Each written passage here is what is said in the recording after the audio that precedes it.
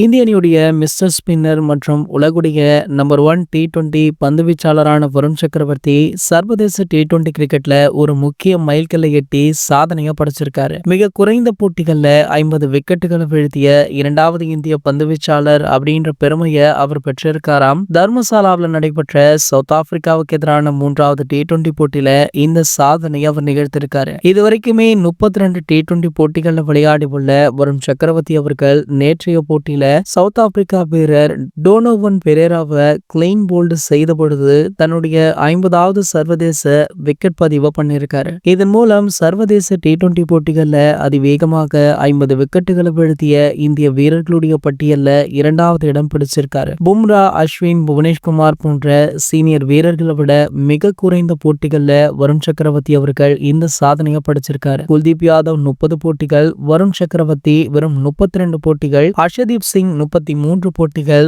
ரவி பிஷ்னாய் 33 போட்டிகள், சாகல் 34 போட்டிகள், பும்ரா 41 போட்டிகள், ரவிச்சந்திரன் அஸ்வின் 42 போட்டிகள் அப்படின்னு இந்த பட்டியல்ல அடுத்தடுத்துமே இருக்காங்க. இதுல வருண் சக்கரவர்த்தி 2வது இடம் அப்படின்னாலுமே அவருக்கு தற்போது வாழ்த்துக்களுமே குவிஞ்சிட்டு இருக்கு. இது போன்ற செய்திகளை பற்றி நீங்க உடனே தெரிஞ்சுக்க நம்மளுடைய சேனலை மறக்காம சப்ஸ்கிரைப் பண்ணிக்கோங்க.